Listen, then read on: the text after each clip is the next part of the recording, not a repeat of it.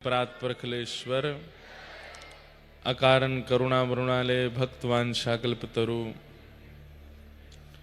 तड़िद्वित विनंदित पीतांबरधारी श्री बाल कृष्ण लाल की वांगमयी प्रतिमूर्ति, शब्दमयी प्रतिमूर्ति, वाणीमयी प्रतिमूर्ति, हम आप सबके मध्य में विराजमान श्रीमद् भागवत महापुराण को बारंबार प्रणाम। मंच पर विराजमान समस्त विप्रवृंद, आज हमारे मध्य कृष्ण जन्मभूमि का जो लोग इसको मुद्दा बोलते हैं, मुद्दा नहीं है ये, कृष्ण जन्मभूमि का अधिकार लेकर के सबके मध्य में, सबके मध्य में जो अपनी बात रखते हैं, संत जनों से मिलकर के इस प्रकल्प में आप लोगों की सहभागिता व्यक्त हो, आप लोग भी जागरूक होकर के इस क्रियाकलाप में अपना योगदान दें, उसके लिए जो जागृत कर रहे हैं सबको, ऐसे हमारे वकील साहब पधारे हैं, उनको भी बहुत बहुत वंदन। वंदन इसलिए क्योंकि हम आप सब लोग तो केवल भगवद कथा, भागवती कथा, इन सब भावों में निमग्न होकर के ठाकुर जी की सेवा करते हैं, परंतु धाम और धाम में विराजमान ठाकुर जी के ही स्थान यदि उचित रूप से नहीं विराजेंगे तो धाम की सेवा कैसे होगी। कथा से धाम की महिमा तो सुन ली, पर धाम जाकर के जब धामी का दर्शन नहीं हुआ तो फिर कैसे संभव होगा वह कार्य। तो उस क्रिया में जो अपना पूरा तन मन धन लगा करके लगे हैं, आपको बहुत बहुत वंदन। भागवत जी कृपा करें, जल्दी ही आपका यह कार्य सफल हो, और ये आपका कार्य है, परंतु जैसे आप खड़े हैं, होना तो प्रत्येक हिंदू को चाहिए, पर फिर भी आप अर्जुन बन करके आगे चलें। सारथी तो श्री कृष्ण ही हैं, हम सब सेनानियों के रूप में संग खड़े हैं। हमारे समस्त गंधर्वजन, हमारा समस्त यजमान परिवार, हमारे ओम प्रकाश जी और उनका पूरा परिवार, जयपुर से, राजस्थान के और भी जहाँ से भी आप सब लोग आए हैं, सबको, और आप सब विराजमान श्रोता भाई बंधु, मातृशक्ति, बालक मित्र सखा, सबको जय श्री कृष्ण, जय श्री कृष्ण, जय सिया राम, जय सिया राम, जय श्रीमन नारायण, जय श्रीमन नारायण, जय जय श्री राधे। जय जय श्री राम। होली के पावन अवसर पर इतने आनंद, इतने सुख के साथ हम आप सब लोग श्रीधाम वृंदावन में, अब आज वृंदावन ऐसा लग रहा है जैसे कोई छावनी है क्या। एक भी गाड़ी, एक भी बाइक वाइक कुछ दिख ही नहीं रही है आज। क्यों? कहीं बहुत भगदड़, आप सब लोगों को सुखद लगे, यहाँ पे कोई ऐसा कुछ भावना हो जाए जिससे कोई दुर्घटना हो, इसलिए सब गाड़ियों को बाहर रोका है। पर ऐसी परिस्थिति में भी हम लोग कितने आनंद से एसी हॉल में बैठे हैं, बताओ, आनंद कर रहे हैं, रोज लड्डू खा रहे हैं, जलेबी खा रहे थे, बढ़िया आनंद हो रहा था। कल जलेबी उत्सव भी खूब आनंद हुआ, खूब सुख मिला, लठमार होली हो रही थी। हमने तो आप लोगों से कहा था कि अपने लठ और भाल लेके आ जाना, आप लाए ही नहीं। आप लोग लेकर के आते तो फिर आप लोगों की भी बाजती और होरी होती। हमारी तो मंच पे हुई थी, दो चार लोगों ने, इतना ही सुख देना होता है। अब प्रॉपर बिल्कुल परेशानी जैसी, वो तो फिर जब समूह में हो तभी होता है फिर तो। लेकिन हमारे लाल जी बड़े राजी हैं, बड़े आनंद में हैं। और एक और बात कहें, नए नए दुल्हा हैं ना, इसलिए ज्यादा जोर नहीं कर रहे हैं, अभी थोड़े गाल धीमे ही खींचे जा रहे हैं। नेक पुराने हो जाएंगे तो फिर जोड़ते रगड़े जाएंगे। लेकिन हम परसों एक बात कही थी, हमारे लाला नवल किशोर हैं, नवल किशोर नवल नागरिया। ये तो नवल हैं, ये तो अगले साल फिर नए दूल्हा बन जाएंगे। ये तो हर साल नए दूल्हा हैं, तो ये तो हर दिन ऐसे ही नए नए दुल्हा जैसे ही बन के जाते हैं ठाकुर जी, होरी खेलवे के काजे। मेरे मन में एक बात आती है कभी कभी कि जैसे हम जब तक रंग नहीं लगाते तब तक तो सब बढ़िया रहता है, जैसे ही मैंने एक को रंग लगाया तो सब लोग रंग फिर लगाने के उसमें ऊधम में उतर आते हैं, और सबका केंद्र बिंदु होता हूं मैं, इनको लगाओ। तो कभी कभी मुझे लगता है कि जब ठाकुर जी नंदगाम से बरसाने आते होंगे तो बरसाने में भी सबके केंद्र बिंदु ठाकुर जी हैं। तो जब शाम को लौट करके नंदगाम आते होंगे तो मधुमंगल श्रीदामा तो बरसाने में ही है, मधुमंगल, तनसुका, मनसुका, धनसुका आदि ये सब, इनकी स्थिति और ठाकुर जी की स्थिति में बहुत अंतर होता होगा, क्योंकि जितने भी क्रियाकलाप होते होंगे सब ठाकुर जी के संग ही होते होंगे। ग्वाल बालों को तो छिड़का पड़ते होंगे, क्योंकि सब गोपियां जो भी योजना बनाती हैं करती तो वो ठाकुर जी के संग ही हैं। तो शाम को जब ठाकुर जी लौट के आते होंगे तो कैसा स्वरूप होता होगा ठाकुर जी का। कहां की पाग, कहां की मोर छल, कहां मोर मुकुट, सब एक कह जाते होंगे। और कई बार तो पीतांबरी, पाग, मोर पिछ, वंशी सब किशोरी जी धल लेती हैं, लहंगा फरिया में भेजें ठाकुर जी को, जाओ ऐसे ही जाओ। तो ये होरी के दिन हैं। ठाकुर जी यहां सब अधिकार दे देते हैं, सारे अधिकार प्रदान कर देते हैं, जैसे तुम चाहो, जो तुम चाहो वो अर्पित कर दो, वो सब स्वीकार करते हैं ठाकुर जी। इसलिए होरी के दिन बड़े महत्वपूर्ण हैं। हमारे श्रीमद् भागवत जी में होली के व्रज का इतना वर्णन नहीं है, वर्णन है ही नहीं।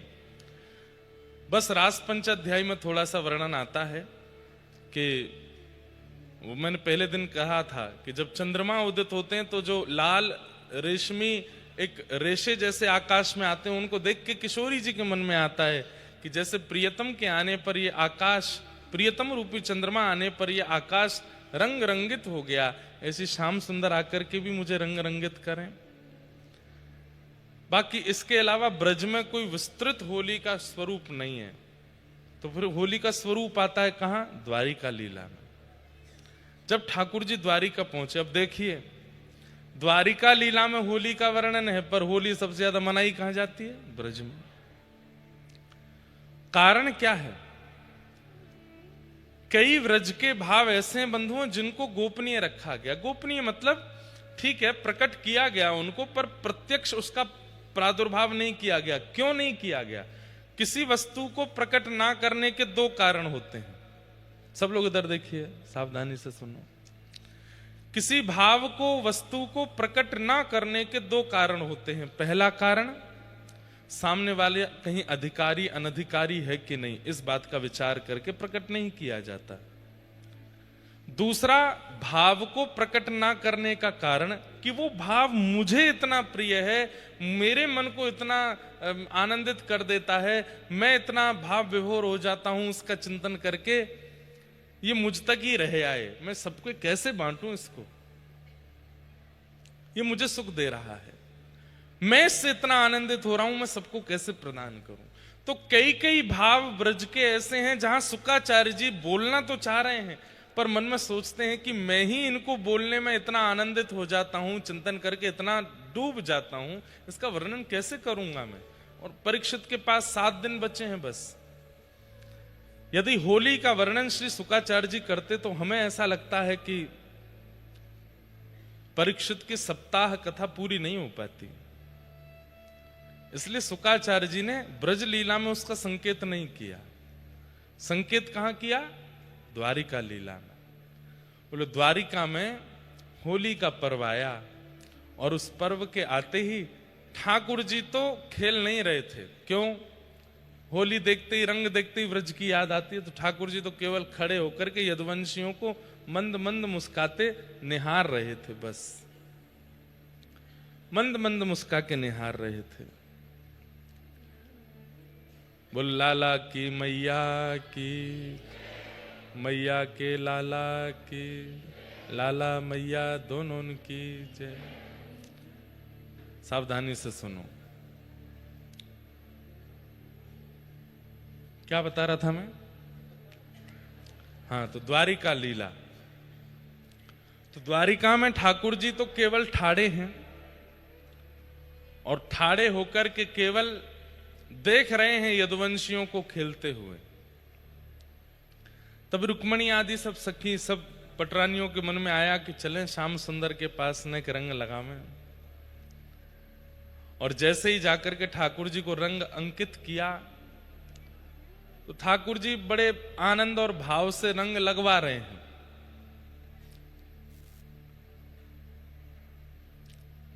बस भैया छोड़ दो, हो जाएगा बाद में व्यवस्थित। बड़े आनंद से रंग लगवा रहे हैं,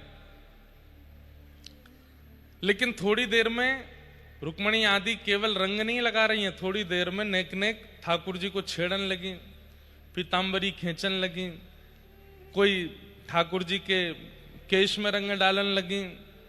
इतने में ही तो सत्यभामा जी ने जाकर के पिचकारी भर ली और दूर से पिचकारी मारी ठाकुर जी को। ठाकुर जी थोड़ी देर तक तो सहन करते रहे, देखते रहे। थोड़ी देर बाद बोले देख लो, मान जाओ, मैं अपनी पे आ गया तो फिर नहीं संभाल पाओगे। बोले हम चाह रहे हैं आप अपनी पे आ जाओ। भागवत जी में इस लीला का वर्णन है। तो ठाकुर जी बोले मैं अपनी पे आ जाऊंगा। तो रुक्मणी जी बोली आप आ जाओ अपनी पे, हम इसीलिए तो कर रही हैं ये लीला। कभी यहां से पिचकारी। अब बाहर के लोग जैसे होली खेलते हैं, व्रज में वो होली का स्वरूप नहीं है। बहुत बहुत अच्छी होली होती है व्रज की। ये 2 तारीख से जो आपको व्रजमंडल में अनुभव होगा रोडों पर, ये व्रज के लोग नहीं है, ये बाहर के लोग हैं। ये उपद्रव करेंगे, किसी पर भी रंग डालेंगे, किसी पर भी पानी डाल देंगे। ये व्रज की होली नहीं है। कई बार मैंने कई वीडियोस देखे, रील्स देखी, और उसमें नीचे लिख देते हैं कि भाई बरसाने में, वृंदावन में ब्रज की ये होली का रूप आपने नहीं देखा। वहां पर चलते फिरते लोगों पर रंग डालना, उनके ऊपर विशेषकर माताएं बहनों को परेशान करना, रंग डाल करके, पानी डाल के, ये व्रज के लोग नहीं हैं। ये करने वाले लोग ये सब मन चले लोग हैं। ये व्रज की होली का स्वरूप नहीं है। व्रज की होली बड़ी पवित्र होती है, बड़ी पावन होती है। अच्छा, कई लोग कहते हैं आज ये जब से ये वीडियोस वगैरह बनने लगी ना, तो बहुत कुछ अनर्थ जैसा हो रहा है। अब ब्रज में गाली का प्रचलन है, गारी गाते ही हैं। अब वहां पर गारी गबती है बरसाने नंदगाम में, अब लोग उसकी वीडियो बना बना के डालते हैं। और फिर नीचे देखो लोगों के कमेंट बरसते हैं कि देखो भगवान के नाम पर लूट रहे हैं लोगों, खुद गाली गा रहे हैं। अरे वो गारी नियम है, गबती है। ठाकुर जी के सामने गाते हैं बैठ के गारी, ठाकुर जी को गारी देते हैं। उसका रूप स्वरूप कुछ और है, पर ये जैसे जैसे दिन बढ़ते जा रहे हैं तैसे तैसे लोग उसका गलत अर्थ निकाल करके धर्म को ह्रास, धाम को ह्रास, धाम के उत्सवों को ह्रास करते जा रहे हैं। हमें बहुत कष्ट होता है। मुझे लगता है 10-15 साल में बहुत भयावह रूप ना आ जाए कि इतनी होली का भी स्वरूप कहीं लुप्त ना हो जाए। इसलिए हमारी प्रार्थना है, आप रस लेने आते हैं, आनंद लेने आते हैं, आनंद लीजिए, रस लीजिए, व्रज की होली का सुख लीजिए। पर अनधिकारी लोग बैठे हैं दुनिया में, उसको प्रचलित करके व्यूज और कमेंट्स कमाने के लिए वीडियोस मत बना के डाला कीजिए। थोड़ी बात मानिए हमारी, कुछ चीजें गुप्त रहने दीजिए। वो इतने प्रकाश की नहीं, मानने वाला कोई नहीं है, लेकिन फिर भी हम बता रहे हैं। कथा में आके वीडियो बना लिया करो। यहां पे जो होली के स्वरूप होते हैं वो सार्वजनिक रूप के होते हैं, उनकी कर लिया करो। परंतु कुछ अंतरंग, अब बरसाने नंदगाम के लोग आपको निमंत्रित तो करते नहीं है कि आप आओ, वो तो उनकी तो हजारों सालों से परंपरा है, वो वैसे ही करते हैं। अब आप जाकर के वहां पर उस रूप को जब प्रदर्शित कर देते हैं तो फिर उसका फिर गलत मैसेज जाता है सब जगह। हमारी भावना, हमारी प्रार्थना है, थोड़ा उसको गुप्त रहने दो। वो लोग सामान्य मानवों की तरह नहीं जाते हैं। नंदगाम के लोग जब आते हैं तो यही सोच के आते हैं ध्वजा जी के रूप में श्री कृष्ण है, आगे ध्वजा चलती है, ये कन्हैया है, पीछे सबरे सखा हैं। और बरसाने की जितनी भी नारियां हैं वो सब सखियां हैं, ललिता विशाखा आदि सखियां हैं। ठाकुर जी को छेड़ना उनका काम है। उसी भाव से होली होती है। हम देखते हैं मानव दृष्टि से, एक मानव दूसरे मानव को गाली दे रहा है, ओहो कितना अनर्थ हो रहा है, यहां तो वीडियो बना के डाल देते हैं। नहीं करना है ऐसा। और जो बाहर रोडों पर जो क्रम चलता है, हमारी प्रार्थना, आज एकादशी है, रंग बनी एकादशी, एकादशी के बाद द्वादशी, त्रयोदशी, ये 2 दिन और आप 3 दिन और व्रज में रहिए। पूर्णिमा को तो अपने घर पर ही होली करिए, उस दिन व्रज में नहीं रहिए। व्रज की होली एक प्रकार से आज कल परसों में विश्राम है। हाँ, दाऊजी में होली हुरंगा होगा बाद में, पर पूर्णिमा को तो होली आपको अपने घर ही करनी चाहिए। पर उस दिन इतनी भीड़ वृंदावन में हो जाती है कि हम लोग तो घर से ही नहीं निकल पाते और सब लोग रोडों पर होली खेलते हैं। होली के दिन ये हैं, और वृंदावन में आपको रंग लाने की आवश्यकता नहीं है, ठाकुर जी रंग डालते हैं। आप मत लाइए, आप पिचकारी मत चलाओ, ठाकुर जी को चलान दो। अगर यहां भी रंग डालना है, पिचकारी चलानी, तो आप अपने घर पे ही करो। यहां तो ठाकुर जी खेलते हैं होली, ठाकुर जी आनंद करते हैं, ठाकुर जी सुख लेते हैं। तो रुक्मणी आदि सब सखियां ठाकुर जी को घेर करके रंग लगा रही हैं, पिचकारी। ठाकुर जी थोड़ी देर तो सहन करते रहे, बोले देख लो मैं अपनी पे आ जाऊंगा। तो रुक्मणी बोली हम तो चाह रहे हैं आप अपनी पे आओ। और जैसे ही ठाकुर जी अपनी पर आए हैं, फेंटा बांधो। अब ठाकुर जी को मधुमंगल, श्रीदामा, तनसुका, मनसुका तो दिखे नहीं द्वारिका में, अकेले हैं श्याम सुंदर। हाँ, एक बलभद्र जी हैं जो व्रज से हैं। ठाकुर जी ने दाऊ दादा से कही, दाऊ दादा आ जाओ, दारिकिन ने बता में अभी ये द्वारिका वारे अभी जाने ना है हम ब्रज। होरी को जन्म जहां भयो, होरी के त्योहार देखो, होली का प्रादुर्भाव तो प्रहलाद जी के चरित्र में हुआ, पर ये होली रंग का त्योहार और होली खेलने का जो भाव है, ये तो व्रज का स्वरूप, व्रज से प्रकट है। महाराज वर्णन करते हैं श्री सुखदेव जी भागवत में, ऐसी होली खेली कि चंद मिनटों में तो द्वारिका के लोग सब अपने अपने घरों में घुस गए। अकेले ठाकुर जी और दाऊ दादा हाथ में पिचकारी लेकर डोल रहे हैं, निकलो बाहर, बता मैं तुम्हें कहां ते दौड़ के आमे, कैसो रंग मारे, कहां ते कोई में पिचकारी, और पिचकारी लोग तन पे मार रहे हैं, ठाकुर जी तो सीधी आंख में मारे।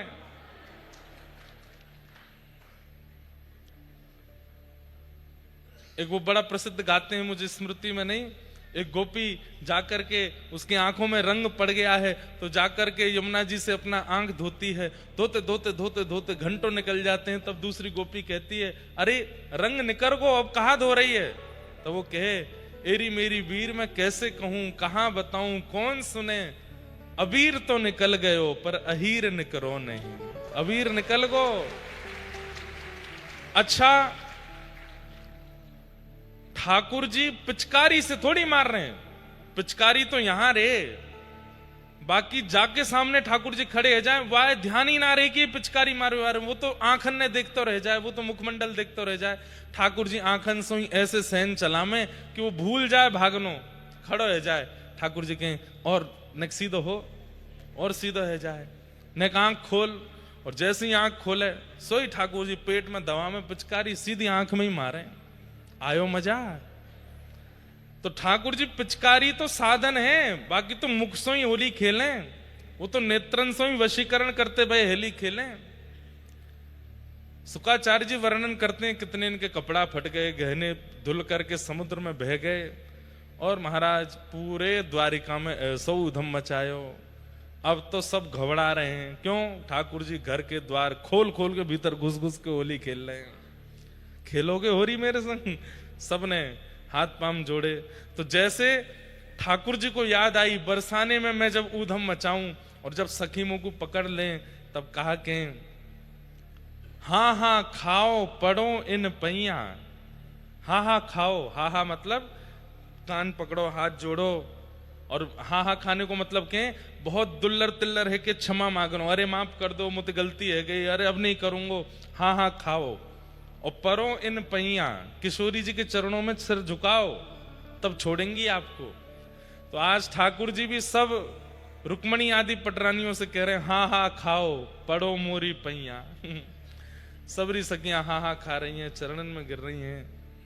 तब जाकर के ठाकुर जी बोले, लो पिचकारी अब आप लोग खेलो, हमें तो नेक रंग दिखानो।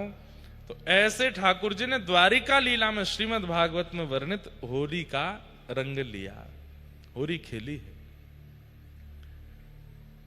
ऐसी ये पावन होली ठाकुर जी खेल रहे हैं। बस कोई अधिकारी बने। अच्छा देखो, सबसे ज्यादा पिचकारी और रंग मारवे पे कौन पे आनंद आवे, बताओ, ध्यान से सोच के बताना।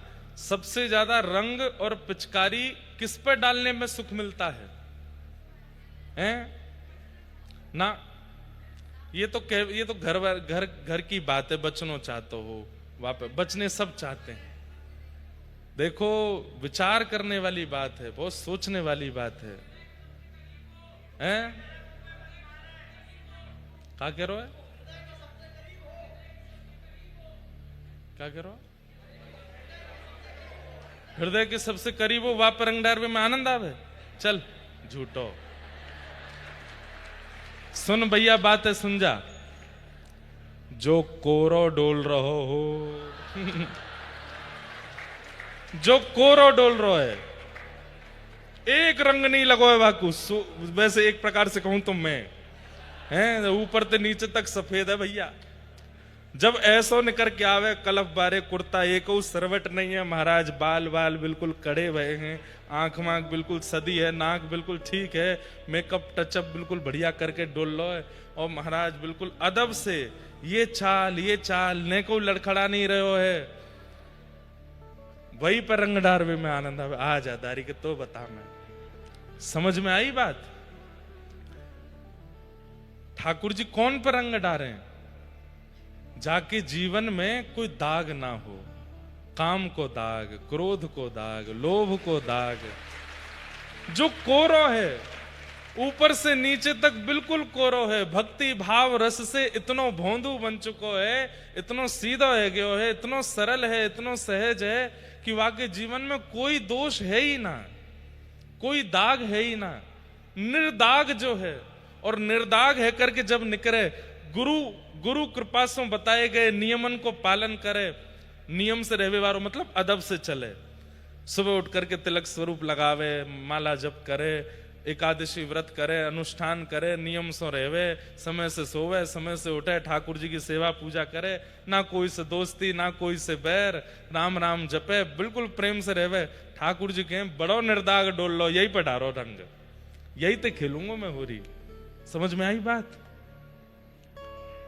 जो क्रोध में है, लोभ में है, संसार के प्रपंचों में है, विषय विषादों में है, ठाकुर जी के पहले तो ही रंग रंगे तया का रंगों में।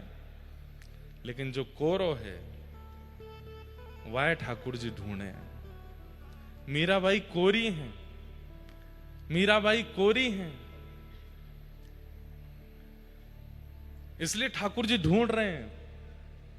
मीराबाई का एक पद है होली का, फागुन के दिन 4 होरी खेल मना रे, फागुन के दिन 4 होरी खेल मना। सब लोग गाओ, बहुत अच्छा पद है।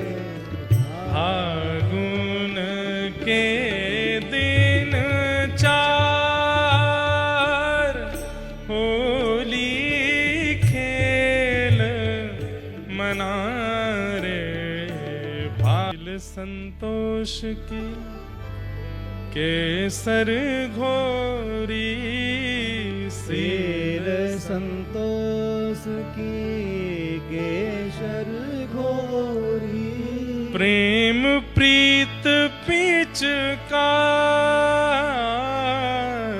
प्रेम प्रीत पिचकार। कैसी कोरी है मीराबाई, क्यों ना पड़े इन पर रंग। कितने सुंदर भाव हैं। कोई बाल्टी में तेसु को रंग या कछू ऐसे ही रंग मिलाए के नहीं डाल रही हैं ठाकुर जी पे। शील संतोष की केसर घोरी, प्रेम प्रीत पिचकार। जब ऐसे भाव कहकर के मीराबाई खड़ी भई हैं, तब ठाकुर जी से कह रही हैं, घूंघट के पट खोल दिए। घूंघट क्या है? संसार के सारे बंधन। घूंघट क्या है? जिससे व्यक्ति प्रदर्शित ना होता हो, व्यक्ति दिखता ना हो, वो घूंघट है। घूंघट के पट खोल दिए हैं, मतलब संसार के जितने बंधन हैं, जो कोई भी बंधन आपसे मिलने में बाधा बन रहे हैं, घूंघट के पट खोल दिए हैं। घूंघट के पट खोल दिए हैं। लोक लाज सब डार हो री खेल मना रे फागुन के। मीरा के प्रभु गिरधर नागर। मीरा के प्रभु गिरधर नागर। चरण कमल बलिहार होरी खेल मना रे फागुन के दिन। तो ऐसे बन के रहो कि ठाकुर जी को रंग डारवे को मन होए, स्वयं ही संसार के रंग में रंगित हो, तो फिर कहां से रंग डारें ठाकुर जी।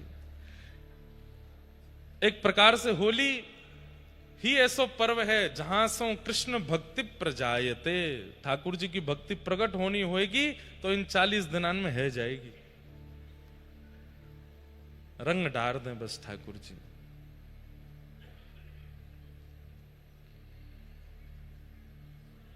खूब सुंदर भाव हैं होली के, एक से एक भाव हैं, सबको प्रणाम करते हैं। कथा में प्रवेश करते हैं। नंदस्त्वात्मज उत्पन्ने जाता ह्लादो महामना। आहूय विप्रान् वेदज्ञान स्नातः सुचिरलंकृतः। वाचयित्वा स्वस्तेनं जातकर्मात्मजस्य वै। कारयामास विधिवत पितृदेवार्चनम तथा।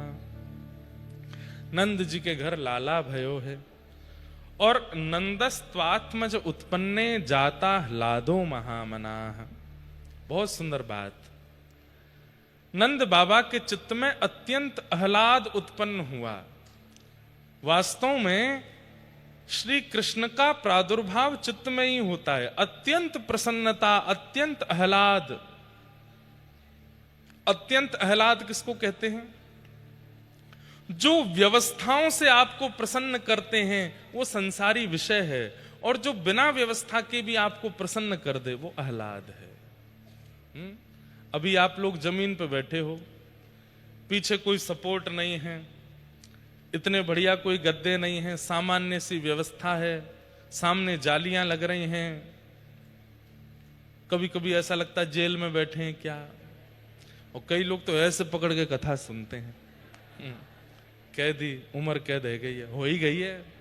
ठाकुर जी ने अपनी भक्ति में उम्र कैद कर दिया हमको। तो क्या बता रहा था मैं? आह्लाद। तो अभी आप लोगों की जो व्यवस्था है, शरीर की ये मांग नहीं है।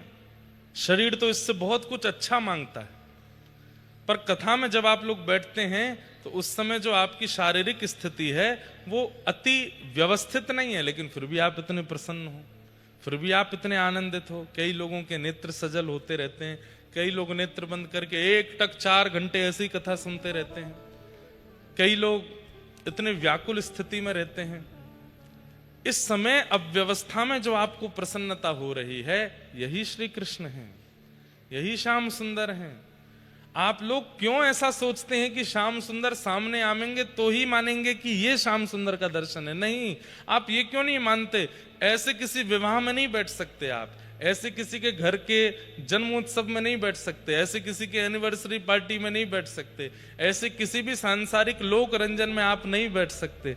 लेकिन कथा में आप इतनी देर बैठ करके बिल्कुल अव्यवस्था में भी इतने प्रसन्न चित्त हो, इतना सुख आपको चित्त को मिल रहा है, ये कृष्ण नहीं है तो क्या है? ये कृष्ण ही तो है।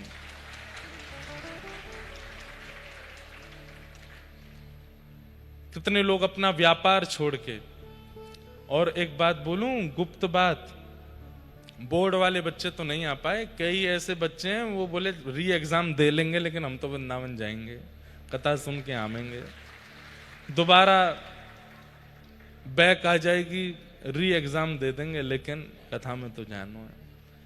कितने लोग ऐसे भी आए हैं। तो इतनी सारी अव्यवस्थाओं में भी आपकी प्रसन्नता, ये कैसे हो सकती है? संसार में तो हम सुखी तभी होते हैं जब हमारी व्यवस्था अच्छी हो, अव्यवस्था में हम सुखी नहीं रह सकते। लेकिन यहां आप सुखी हो, ये सुख नहीं है, ये आह्लाद है, और यही श्री कृष्ण है। ये जो आपको 3 घंटे अनुभव होता है, ये जिस दिन 365 दिन होने लग जाएगा, उसी दिन आप में से कोई एक भक्त बन जाएगा जिसको श्याम सुंदर का प्रत्यक्ष साक्षात्कार है।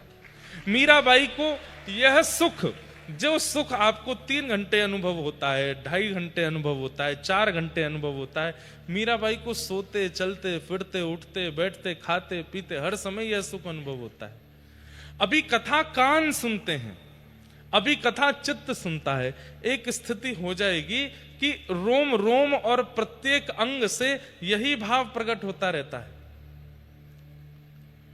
हम तो 365 दिन कथा करते हैं, लेकिन हां संसार पकड़ता है कई बार, लेकिन हर परिस्थिति में कुछ ना कुछ भगवत अनुभूति होती रहती है। लाइट चली जाए तो समझो ठाकुर जी आ गए, कछु चीज ऊपर गिर जाए तो समझो ठाकुर जी पीट रहे हैं, डांट रहे हैं, तेने कुछ अपराध किए होगो। चलते चलते गिर गए, पाम में मोच आ गई तो ठाकुर जी कह रहे हैं नेक देर आराम कर ले, बहुत डोले यहाँ आराम कर।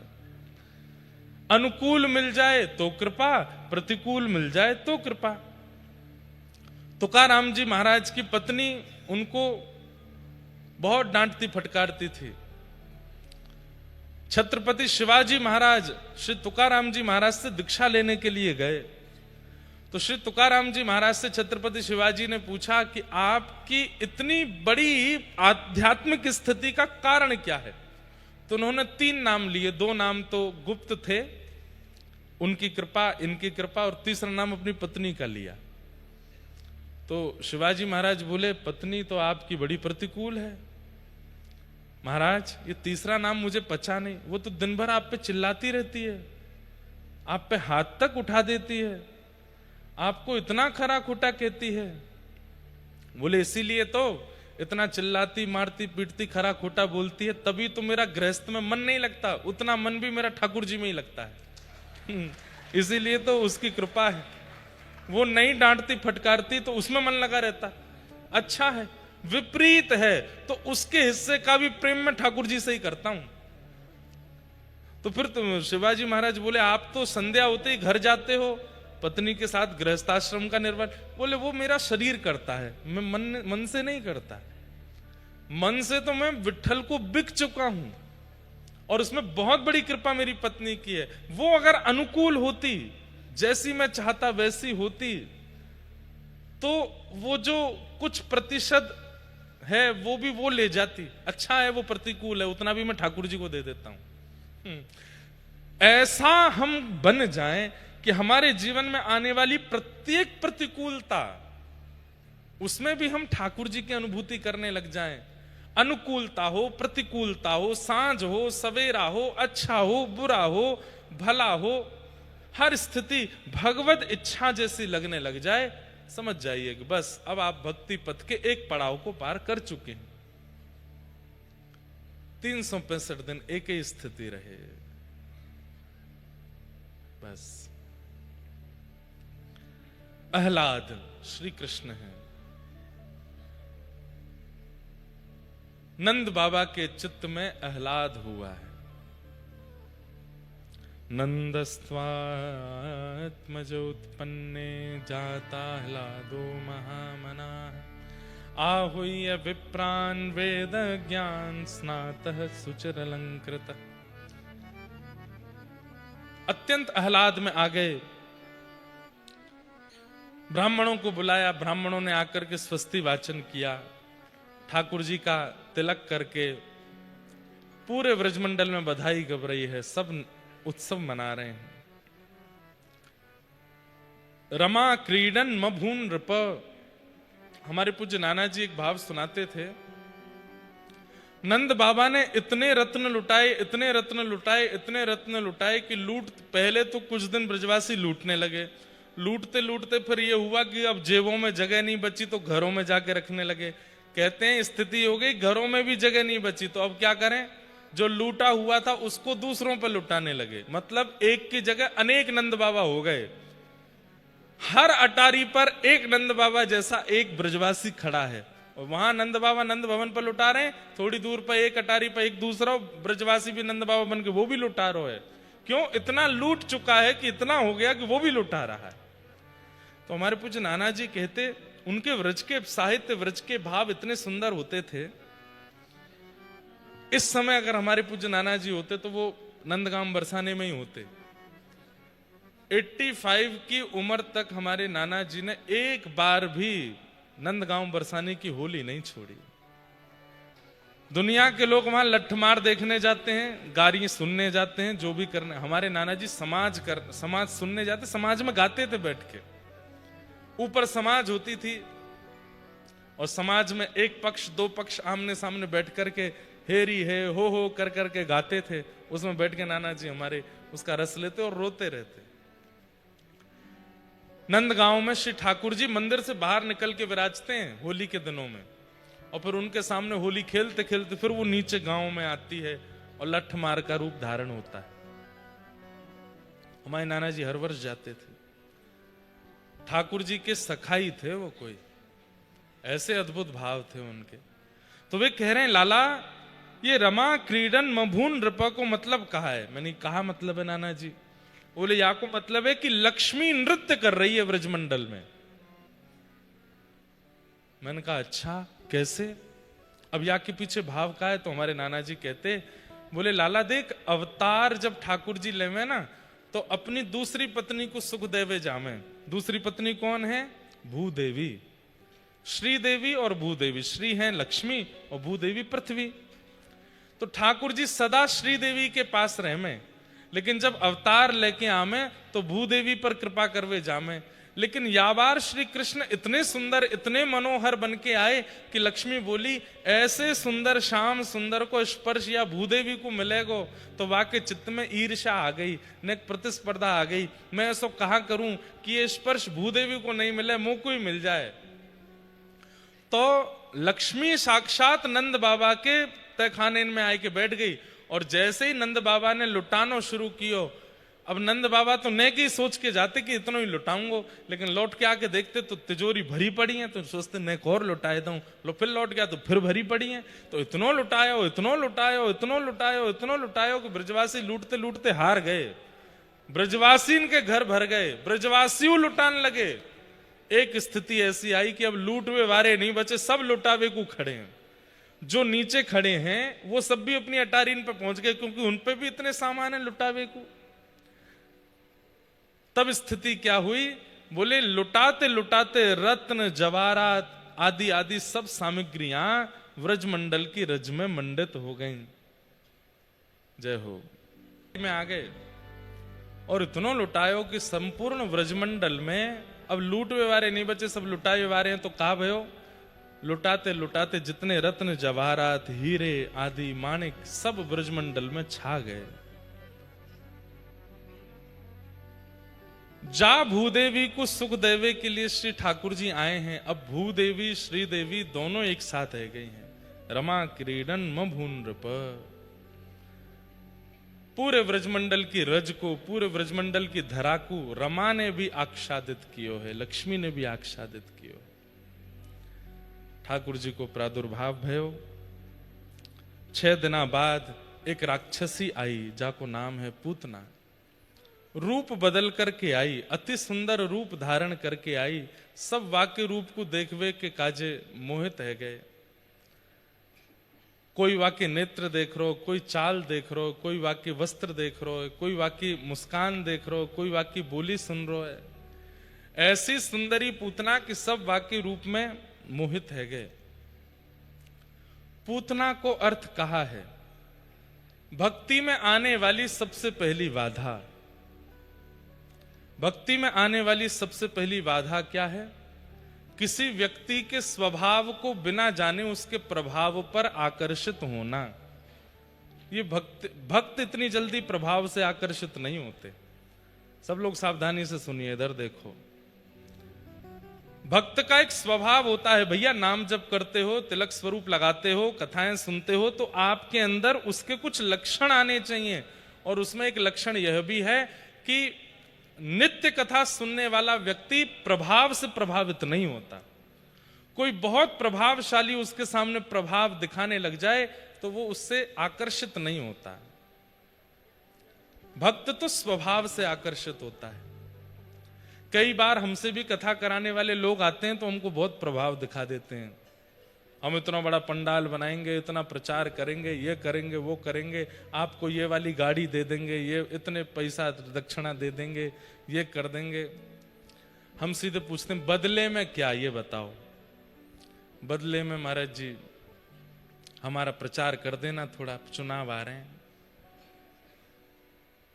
प्रभाव दिखा करके कोई आप किसी के प्रभाव पर आकर्षित यदि हो रहे हो तो आप कहीं ना कहीं भजन नहीं करते हो, आप कथा नहीं सुनते हो, इसलिए आप प्रभाव पर प्रभावित हो रहे हो।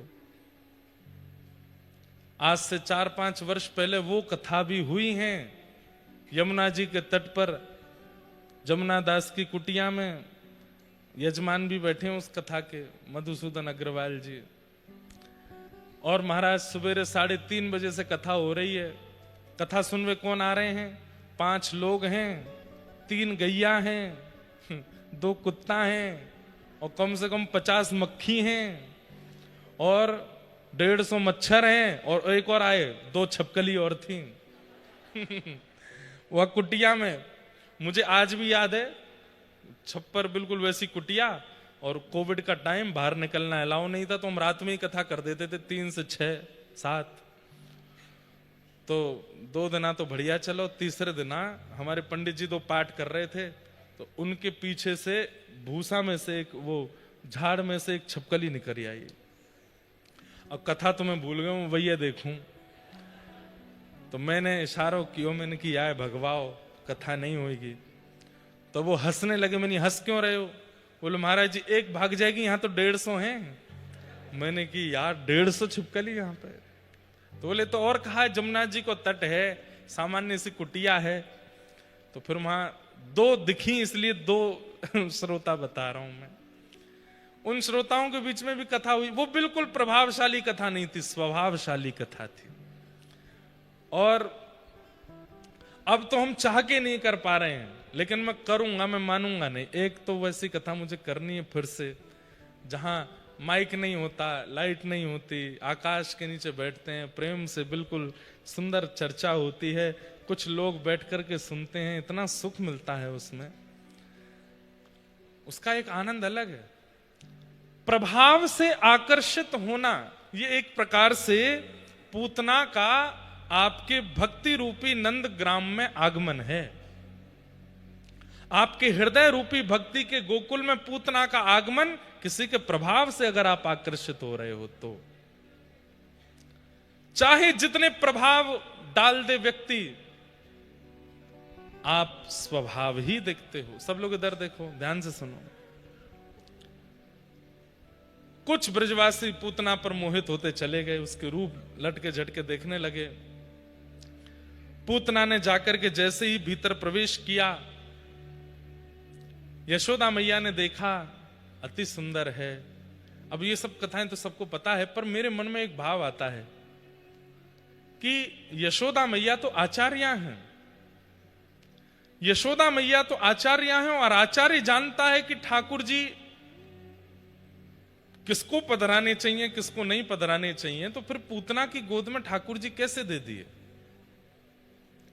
तो फिर मन में भाव आता है आचार्य हैं, पर आचार्य यह भी तो करता है किसको देने चाहिए किसको नहीं देने चाहिए, यह भाव आचार्य का होता है। पर आचार्य का एक स्वभाव और होता है, क्या कि अगर कोई अयोग्य है और वो सन्मुख आकर के बैठ गया है तो आचार्य उस पर कृपा करके फिर उसको भी ठाकुर जी का बनाते हैं, तभी तो वो आचार्य हैं। मतलब आचार्य उसको थोड़ी कहते हैं जो केवल सुधरे सुधरों को चुने और ठाकुर जी की शरणागति करावे।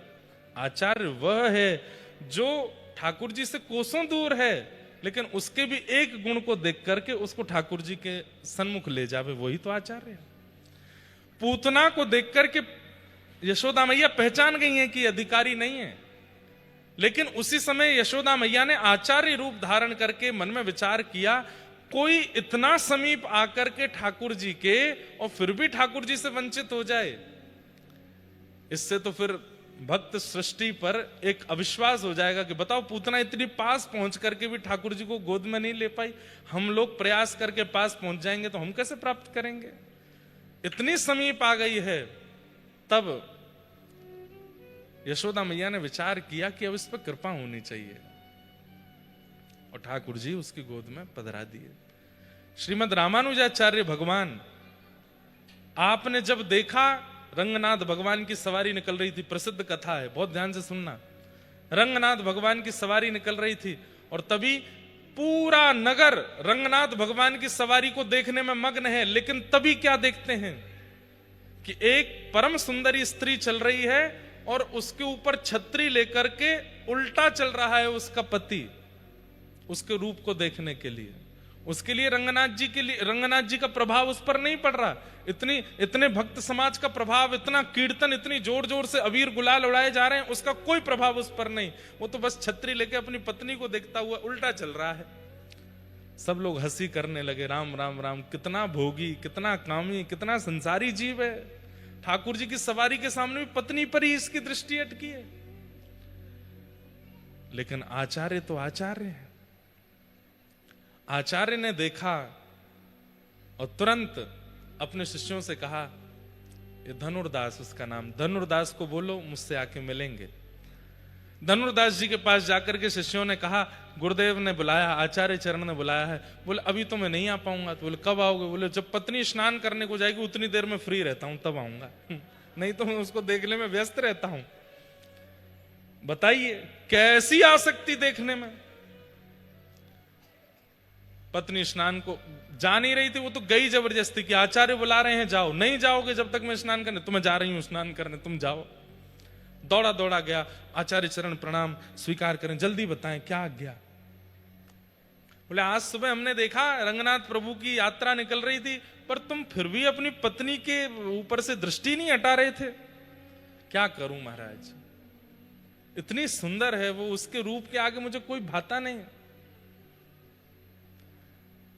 आचार्य चरण बोले यदि उनसे सुंदर कोई दिख गया तो इतना विश्वास है कि कहता है उससे सुंदर कोई नहीं होगा, ये मैं जानता हूं, वो सबसे सुंदर है। आचार्य चरण बोले मैंने फिर भी दिखा दिया तो? बोले दिखा दिया तो मैं आपके सामने वचन देके कहता हूं जीवन भर उसी को देखूंगा जिसको आप दिखाओगे, और उसके अलावा किसी को नहीं देखूंगा, पर मेरी पत्नी से सुंदर कोई होगा नहीं। आचार्य चरण बोले चलो मेरे साथ। गए, भीतर रंगनाथ भगवान से कहा ये नम रक्ष जगन्नाथ, हे प्रभु द्वार पर एक दर्शनार्थी खड़ा है, उसमें दर्शन का चाव बहुत है पर संसार के प्रति है, एक बार अपनी छटा दिखा दो अद्भुत। जैसे ही धनुर्दास आगे खड़ा हुआ, पर्दा हटाया, श्री रंगनाथ भगवान जो पौड़े थे शेषनाग पर, तुरंत उठ करके बैठ गए, मंद मंद मुस्कान लगे। कमल नेत्रों से जैसे ही धनुर्दास को देखा, शंख चक्र गदा पद्मधारी ठाकुर जी को देख करके धनुर्दास तो मोहित हो गया, इतने सुंदर श्याम सुंदर।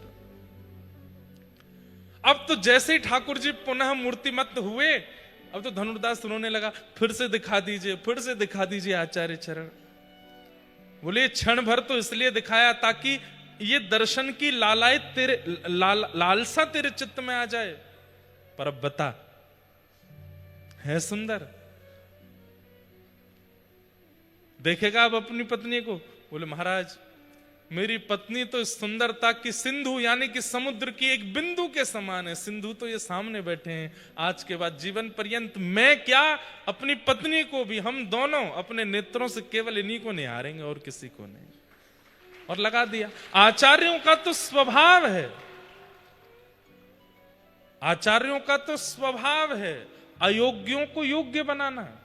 वो योग्यों को ही योग्यता प्रदान करें, ये आचार्य स्वरूप नहीं है। और श्री यशोदा जी तो आचार्य हैं।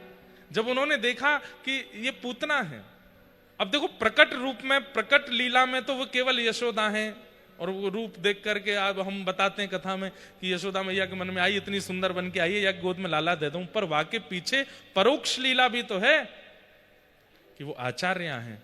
और आचार्य अयोग्य को भी योग्यता देती है। तुरंत ठाकुर जी उसके गोद में दे दिए। भगवान ने पूतना को नहीं देखा, क्यों? अपने वास्तविक रूप में नहीं आई है, रूप बदल करके आई है। रूप मत बदलिए, जैसे हो वैसे ठाकुर जी के आगे प्रस्तुत हो जाया करो, जैसे हो वैसे ही ठाकुर जी के सन्मुख आ जाया करो।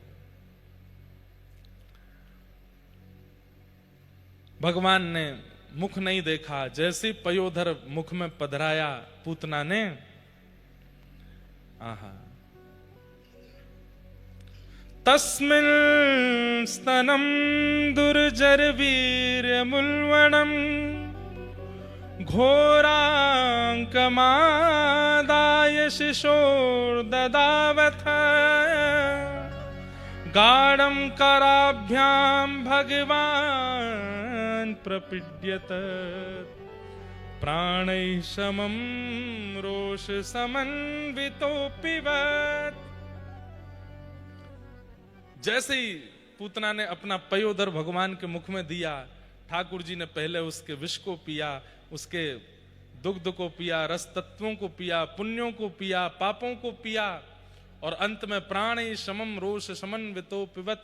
जैसे ही प्राण पीने प्रारंभ किए, पूतना का तो रूप जो स्वरूप था वो विकराल होने लगा, विचित्र होने लगी, विकराल रूप धारण कर लिया, राक्षसी रूप में प्रकट हो गई पूतना। और जब राक्षसी रूप में आई तब ठाकुर जी ने अपनी दोनों भुजा हटाई, बोला हाँ अब बढ़िया लग रही है, जैसी है वैसी दिख रही है। अब कम से कम रूप तो ना बदलो तेने। हमारा यहां पर भाव या फिर आचार्यों का भी भाव श्रृंगार से नहीं है। ठाकुर जी को श्रृंगार प्रिय नहीं है ऐसी बात नहीं, यहां पर स्वभाव की बात है। जो लोग होते तो पाखंडी हैं, होते तो आडंबरी हैं, होते तो दुष्ट प्रवृत्ति के हैं, होते तो काम क्रोध स्थिति में हैं, लेकिन दिखाते ऐसे हैं कि उनसे ज्यादा सज्जन कोई नहीं है। ऐसे लोग पूतना है ठाकुर जी के लिए। सब लोग इधर देखिए, वार्ता नहीं करिए, अलम विषय वार्ताया, कथा में कोई वार्ता नहीं। और देखो जो बाहर अब लोग खड़े हैं, जगह नहीं है अंदर, और बीच बीच में आ रहे हैं, तो अब लॉक कर दो, उठ के नहीं जामे कोई भी। बीच में कई लोग आते हैं, थोड़ी बहुत देर सुन के फिर चले जाते हैं, सबको डिस्टर्ब होता है।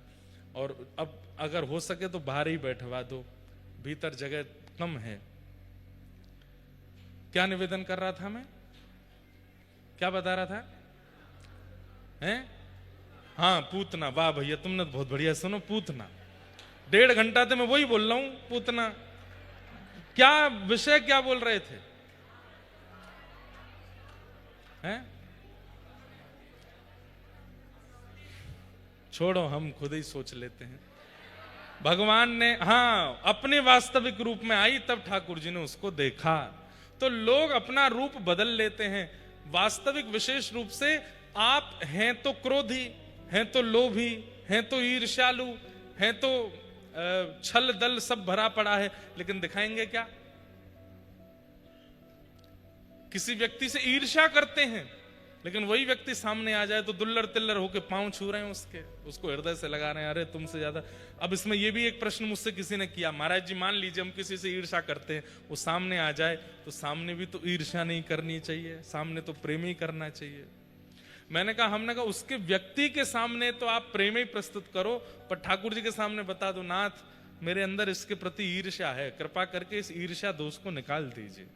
ठाकुर जी के सामने तो स्वीकार करो कम से कम, अपनी राक्षस प्रवृत्ति को, अपने उस दुष्ट प्रवृत्ति को ठाकुर जी के आगे परोस दो। नाथ हम ऐसे हैं। कौन कुटिल खल कामी मौसम, कौन कुटिल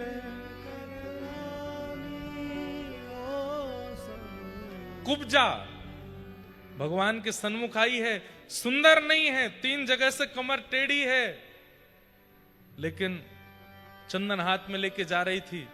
ठाकुर जी ने तुरंत उसकी ओर देखा, अपना एक चरण उसके पैर पर रख के थोड़ी पकड़ करके ठाकुर जी ने उसको सुंदर ही बना दिया। क्यों? रूप नहीं बदला है। ऐसी ही पूतना है, पर पूतना रूप बदल करके आई है। ठाकुर जी उसको देख नहीं रहे हैं। पुनः कहूंगा, यहां पर बाह्य स्वरूप नहीं, भीतर अंतरंग भाव की बात हो रही है। कई लोग बड़े ज्ञानी हो जाते हैं, उनका काम एक ही रहता है, दूसरों को केवल और केवल नीचा दिखाते रहना, सब में गलतियां निकालते रहना, सबके बारे में अनर्गल बोलते रहना। यह स्वरूप नहीं होता। हरिराम व्यास जी अत्यंत ज्ञानी थे, और वो जा जा करके चुनौती दे करके विद्वानों को परास्त करते थे। जब पहुंचे काशी, ब्राह्मणों ने जाकर के विश्वनाथ भगवान से कह दिया कि अब हरिराम व्यास आए हैं काशी के ब्राह्मणों को हराने के लिए। तो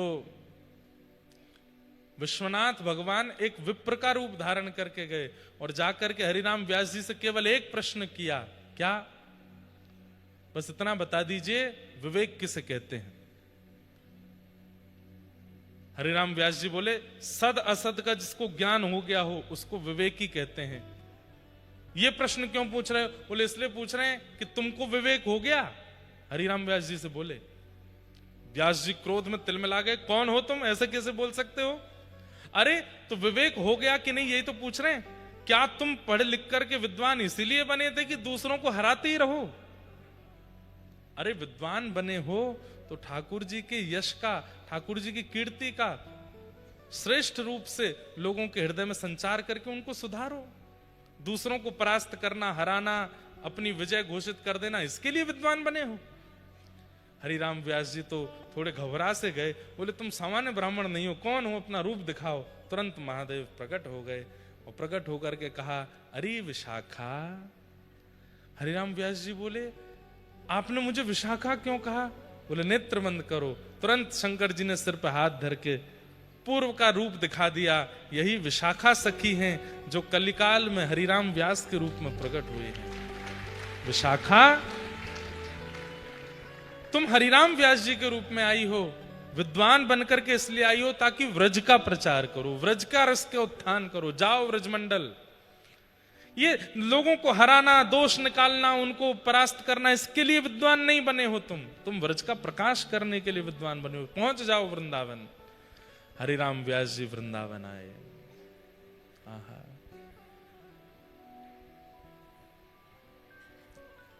वृंदावन की शोभा निरखत मेरे नैन से रात। वृंदावन प्यारो वृंदावन, वृंदावन प्यारो वृंदावन, हे श्री वृंदावन मेरो वृंदावन, ओ वृंदावन। हरिराम व्यास जी का पद है।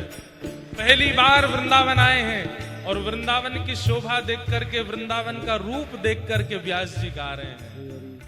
हाँ, वृंदावन की शोभा निरखत, वृंदावन की शोभा निरखत, वृंदावन की शोभा निरखत, वृंदावन की शोभा निरखत, मेरे नैन से रात।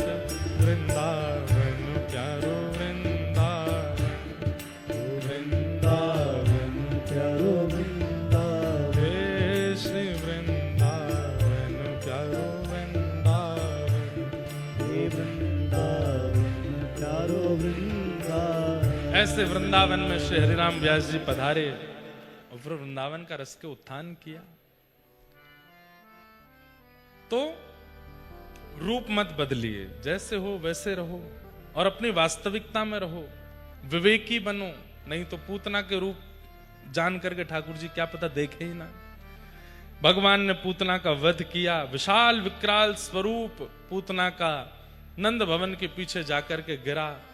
ब्रजवासियों ने दौड़ लगाई, देखा श्याम सुंदर कहाँ हैं, तभी पाया कि ऊपर पय पान कर रहे हैं, पयोधर पे पौड़े हैं।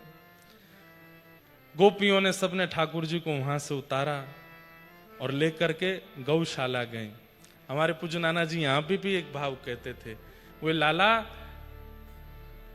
जैसे ही ठाकुर जी को जन्म भयो 6 दिन है गए, सबने दर्शन किए ठाकुर जी के, एकमात्र गैया रह गई। और गैया रोन लगी गौशाला में, और वहीं से ठाकुर जी से कहने लगी, जय जय दुनिया में झूठो प्रचार कर रहे हो कि मैं गैयान के काजे आया हूं, 6 दिन है गए अभी तक हमको दर्शन नहीं मिले हैं। ठाकुर जी बोले नेक सबर करो, मैं घुटमुन चलन लगूंगो, सबसे पहले गौशाला में आऊंगा। बोले रहने दो, तुम्हारी सबर अपने पास ही रखो, इतने दिन है गए, अरे देवन को दर्शन है गए, गंधर्वन को दर्शन है गए, लता पत्र वृक्षन को दर्शन है गए, मानवन को दर्शन है गए, हम गैयान ने कहा बिगाड़ो आपको। सो ठाकुर जी बोले, अब नाना जी ऐसे ब्रज भाव से सुनाते, सो ठाकुर जी बोले रुक जाओ, नसैनी की व्यवस्था करूं। नसैनी समझो, ऊंची सिड्डी, जैसे अब ऊपर कोई लाइट चढ़ानी हो तो यहाँ बड़ी बड़ी सिड्डी आएंगी, हमारे ब्रज में उसको बांस की बनती है, उसको नसैनी बोलते हैं। ठाकुर जी बोले नसैनी की व्यवस्था करूं, अब यहाँ ते तो दिखूंगा नहीं, तो नसैनी पे ऊपर चढ़ूंगो और ऊंचाई पे जैसे ही पहुंचूंगा तो वहां दिख जाऊंगो। तो पूतना रूपी नसैनी मंगाई ठाकुर जी ने, और वा को पयोधर पान कियो, राक्षसी बनी, विशाल विकराल रूप धारण कियो। ठाकुर जी बोले जितनी ताकत है तो में ए राक्षसी उतनी लंबी है जा। और जैसे ही पूतना लंबी चौड़ी भई, सो ऊपर आकाश से ठाकुर जी ने गौशाला में खड़ी भई सब गैयान को अपनो दर्शन दे दियो, कर लो मेरो दर्शन, 6 दिन आए गए, आज अनुभव कर लो। ठाकुर नाना जी ऐसे सुंदर ब्रज के भाव कहते। तब गोपियों ने मन में विचार किया, गैया बोली इतनी दूर से दर्शन दे रहे हो हैं, ऐसे हो तुम 6 दिना के नेक से, और विशाल विकराल या पूतना के पयोधर पर लटके भाई ऐसे लगे जैसे कोई माखी माछर हो, हमें तो दर्शन ही ना है भयो। ठाकुर जी बोले रुको मैं कोई और योजना बनाऊं। तो गोपीन ने जब ठाकुर जी उठाए तो सब गोपीन के मन में आयो कि लाला को नजर गुजर नहीं लग गई हो, पूतना राक्षसी को दूध पियो कहीं विष नहीं बन गया हो, तब क्या करें। तो सब गोपी बोली लाला को गौशाला ले चलो, वहां पे गौ पुच्छ से झाड़ो लगाएंगी, गौमूत्र से स्नान कराएंगी, गैयान की खुर की रज या के अंग से लगाएंगी, सोई लाला स्वस्थ रह जाएगा। ये सब भावना गोपियों के मन में भी ठाकुर जी ने डाली, और सब गोपियां लेकर के जैसे ही गौशाला में पहुंची, आहा गैयाओं के नेत्र सजल हो गए, गाय बड़े स्वर में रम्मान लगी, हमारो गोपाल आ गयो, हमारो कन्हैया आ गयो। थनों से बिना किसी प्रयास के ही दुग्ध प्रवाह होने लगा, गैया सब मचलने लगी। यशोदा मैया ने जा करके गौमूत्रेण स्नापित्वा पुनर्गौरज सार्वकम रक्षाम चक्रुष्य शक्रता द्वादशांगेषु नाम भी। भगवान के 12 अंगों में रज लगा करके भगवान के नामों से ही ठाकुर जी को झाड़ा दिया, गौमूत्र से स्नान कराया, गौपुत्र से झाड़ा लगाया। ठाकुर जी बड़े मनी मन प्रसन्न, गैयान को टुकुर टुकुर देख रहे हैं, अब राजी हो? सब गैया बोली हाँ लाला अब हम राजी। सबन को सुख दियो ठाकुर जी ने, कोई ऐसा बचो नहीं है जाकू ठाकुर जी ने सुख नहीं दियो हो, सबको सुख दे रहे हैं। ठाकुर जी 3 महीना के भय करवट उत्सव मनाओ, पालना उत्सव मनो, वही में सक्टासुर नामक एक दैत्य आयो, भगवान ने वाको भी वध कियो। मैया ने पूछी इतनी बड़ी बैलगाड़ी कैसे पलट गई, तो छोटे छोटे बालकन ने कह दी मैया तुम्हारे लाला ने अपने पाद प्रहार से बैलगाड़ी उछाल दी। यशोदा मैया लाला को एक बैलगाड़ी के नीचे सुवाए आई। क्यों? ब्रजवासी सब छेड़ रहे हैं, कोई लाला गाल खींच रहा हो, कोई हाथ खींच रहा है, लाला परेशान है को, तो एकांत में एक बैलगाड़ी के नीचे कपड़ा बांध के झूला सो बना दियो, वहीं सुवाई दिए। इतने में एक सक्टासुर दैत्य आयो। ठाकुर जी ने देखे सक्टासुर दैत्य आयो है और मैया जा रही है। अच्छा एक बात आप लोग ध्यान रखना बंधुओं, भगवान की हर लीला में चाहे दैत्य वध कर रहे हो चाहे राक्षस वध कर रहे हो, उस लीला में प्रधान वो दैत्य वध नहीं है, उस लीला में प्रधानता किसी भक्त के ऊपर कृपा है। जैसे पूतना मर्दन लीला में एक सहज भाव से कह दिया कि गैयाओं को दर्शन देने थे, और ऐसे असंख्य कई ब्रजवासी थे 6 दिन में जिनको दर्शन नहीं हुए, उनको भी ठाकुर जी ने एक साथ दर्शन दे दिया। तो प्रधानता वहां पर भक्तों को दर्शन देना है, पूतना को मारना नहीं। यहां पर भी सक्टासुर का वध प्रधानता नहीं है, तो प्रधानता क्या है? यशोदा मैया मैं तेरे काजे आया हूं, अपनी जन्मदात्री मैया को छोड़ के तेरे पास आया हूं, और तू मुंह को यहां एकांत में छोड़ करके वहां संसार प्रपंच में जा रही है। मेरो सेवक मेरो सेवाधिकारी मोसों दूर नहीं जाए, या को पूर्ण प्रयास ठाकुर जी करें। सो ठाकुर जी ने कहा ऐसा कहा करूं कि मैया लौट के आ जाए। तभी ठाकुर जी ने देखो एक सक्टासुर नामक दैत्य आयो, सोई ठाकुर जी ने अपना एक पैर उठायो, उठा करके बैलगाड़ी में मारो, बैलगाड़ी 2 बार आकाश में गई, नीचे गिरी, सक्टासुर को वध भयो, और आवाज सुनकर के यशोदा मैया घूम गई। बुलानो तो ठाकुर जी यशोदा मैया है, सक्टासुर तो ऐसी मर गो। ठाकुर जी भक्तों के लिए सब लीला कर रहे हैं, दैत्यों के लिए कोई प्रयास, तो ये तो प्रयास से मर जाते हैं बेचारे। मैया दौड़ी दौड़ी आई, और ये बैलगाड़ी कैसे गिर गई? अभी तो यहीं थाड़ी, अभी तो सब ऐसे ही खड़ी, ये बैलगाड़ी कैसे पलट गई? वहां और तो कोई था नहीं, कुछ बालक खेल रहे थे। कुछ बालकों ने आगे कही मैया ये तेरो नेक्सो सो लाला है ना, जाने मैया अपनो गद मदरा सो पाम उठायो, और इतनो लंबो कियो तक के मारो, सोई बैलगाड़ी 2 बार आकाश में घूम के गिर गई मैया, हमारे सामने आने ऐसो कियो। गोद में लेकर के यशोदा मैया लाला को, बालक की बात सुन रही है। मैया बोली इत कुआ, बालक जैसे पास गयो, मैया ने एक रेपटो दियो। झूठ बोले हैं? मेरो नेक्सो से लाला पहली बार करवट ले याने, और याने पाम ते बैलगाड़ी उछाल दी। अरे मैया तेरी सौगंध खा के कह रहा हूं, मैंने देखी अपने आंखन ते, मेरी सौगंध और खा रहा हूं। यहां पे पकड़ के एक और दियो वहां में। अप्रेमयम बलम तस्य बालकस्य नते विदुः। ठाकुर जी की इन मधुर लीला में यशोदा मैया इतनी प्रेमी बन गई हैं, इतनी प्रेमी बन गई हैं लाला की, कि अगर कोई भगवान के भगवत तत्व को प्रकट कर भी देता है तो यशोदा मैया स्वीकार नहीं करती। और प्रेम का यह स्वभाव है, प्रेम में प्रभाव स्वीकार नहीं होता। जहां पर प्रभाव देख करके प्रेम किया गया है वो असली प्रेम है ही नहीं।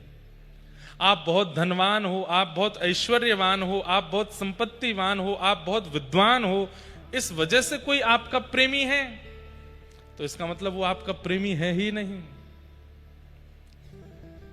लेकिन कोई व्यक्ति आपसे प्रेम करता है, कारण नहीं पता, वो प्रेमी है। जो अकारण प्रेम करे, जिसका कोई कारण नहीं है। आप अच्छे थे तो भी वो आपका प्रेमी है, आप आज कुछ भी नहीं हो तो भी वो आपका प्रेमी है। असली प्रेमी तो वही है जो हर स्थिति में आपका है। यशोदा मैया स्वीकार नहीं कर रही कि मेरे लाला ने ऐसा किया है। क्यों? क्योंकि प्रेम में ये स्वीकार ही नहीं होता। किसी बालक की बहुत योग्यता अगर उसकी मां से जाकर के कोई कह दे आपका बेटा तो ऐसा है, आपका बेटा तो इतना योग्य है, आपका बेटा तो इतना श्रेष्ठ है, आपका, तो मां ऐसे सुनती है जैसे ये झूठ बोल रहा है क्या। मुंह से ज्यादा कौन जाने भाई। मैंने तो वाकू मोह धोयो, मैंने तो वाकू नहानो खानो पीनो सब सिखायो, मैंने वाकू उठनो बैठनो सिखायो, अब आप इतनी उसकी प्रशंसा कर रहे हो, मुंह तो लगे ना है ऐसा कुछ कर सके। ऐसा हर मां का स्वभाव हो जाता है। यशोदा मैया के सामने भी अगर ठाकुर जी के कोई प्रकाश कर देता है ना तो यशोदा मैया कहती है ए तुम ऐसी बात बनाए करो, मेरो लाला कछु ना जाने, मेरो लाला कछु ना करे। प्रेम में प्रभाव का स्वीकारीकरण नहीं होता, प्रेम में प्रभाव स्वीकार्य नहीं होता। यशोदा मैया लाला को लेके भवन में चली गई। धीरे धीरे ठाकुर जी ने एक और बड़े भय त्रावर्त नामक एक दैत्य आया, भगवान को उड़ाने के लिए आया। ठाकुर जी को लेकर के यशोदा मैया दुग्ध पान करा रही थी। मैया ठाकुर जी ने विचार किया, तृणावर्त आ रहा है, बवंडर उड़ा के मुझे को लेके जाएगो, और यदि मैं यशोदा मैया की गोद में रहूंगा तो मैया को भी उड़ा लेगो। बूढ़ी बड़ी मैया है, कहीं ऊपर से नीचे गिर गई तो कुछ दिक्कत नहीं है जाए। तो ठाकुर जी ने अपना वजन इतना भारी कर लियो कि यशोदा मैया बोली, लाला ने आज ज्यादा दूध पी लियो है। और मैया मई अंगना में लाला को अकेलो छोड़ के जैसे ही गई, तृणावर्त ठाकुर जी को लेके आकाश में गया, भगवान ने उसका वध किया। सब ब्रजवासी दौड़े, अरे हौवा आगो, हौवा आगो। बवंडर हौवा लाला को ले गए। थोड़ी दूर जाकर के ठाकुर जी नीचे विराजमान है गए। सब ब्रजवासी लाला को लेके वापस आए गए। कोई ने कही, मैया तेरो लाला अब 1 वर्ष को हैवे वारो, अभी तक नामकरण ना है भयो, यही मारे ये सब हैरो है। मैया ये अपसगुन संकेत है रे, लाला को तू नामकरण कर दे। सांडिल्य मुनि नहीं आए, तब गर्गाचार्य जी को भेजा। गर्गाचार्य जी महाराज ने आकर के ठाकुर जी का नामकरण संस्कार किया। और नामकरण करते हुए उन्होंने कहा कि आसन वर्णास्त्रयो ह्यास्य गुह्यतो नुयुगम तनु शुक्ले रक्तस्तथा पीत इदानिम कृष्णताम गतः। मैया आपके इस लाला के कई वर्ण हुए हैं। पूर्व में ये शुक्ल वर्ण का, रक्त वर्ण का, पीत वर्ण का हुआ है। इसके अनेक अवतार पहले हो चुके हैं, अनेक वर्णों में ये प्रकट हुआ है। इस बार ये कृष्ण वर्ण का है, इसलिए मैं इसका नाम कृष्ण रखता हूं। बोलो बाल कृष्ण लाल की। कृष्ण वर्ण है। केसर तिलकम कृष्ण वर्णम, केसर तिलकम कृष्ण वर्णम राधारमणम हरे हरे राधारमणम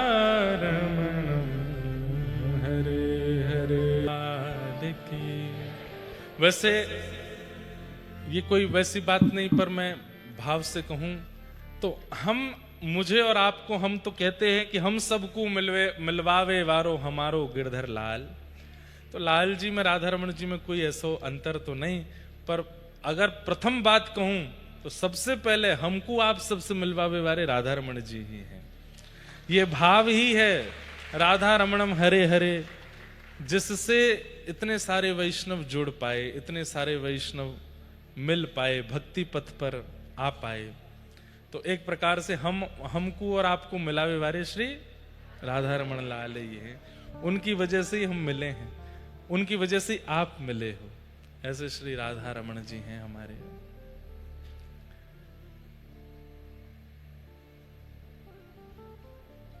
एक नया भाव है, सुनाऊं? राधा रमण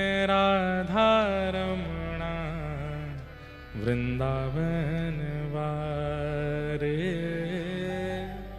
राधा रमण वृंदावन ओ राधा रमण वृंदावन वारे। करताल बजा के गा। अच्छा, हमसे ज्यादा अनप्रोफेशनल आदमी दुनिया में कोई नहीं है। ये भजन हमने 2 साल पहले लिखा, बना दिया, गा दिया, अभी तक लॉन्च ही नहीं कर पाए। क्यों? अब वो कहते हैं वीडियो बनाओ। मैंने कहा वीडियो हमसे बनानी आती नहीं है। बनाने वाले आते पर समय ही नहीं है बनाने का। अब तब से धरा विराज रहा है तैयार, कब लॉन्च होगा पता नहीं।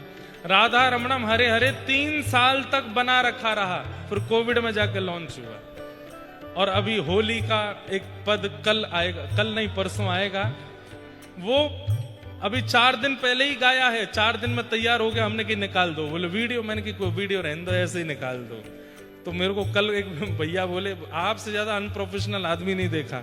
मैंने कि 2 ही अनप्रोफेशनल है, या तो हमारे वृंदावन चंद्र या हम। मैंने प्रोफेशनल तो रावण था, प्रोफेशनल तो कंस था, भक्त प्रोफेशनल नहीं होते हैं।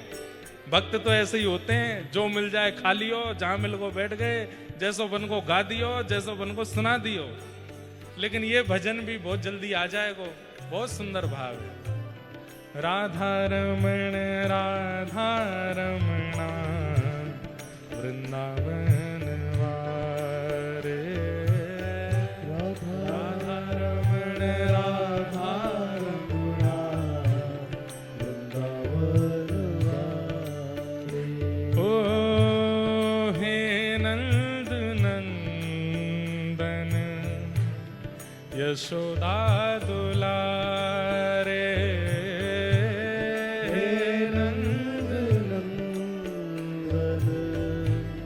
यशोदा ओ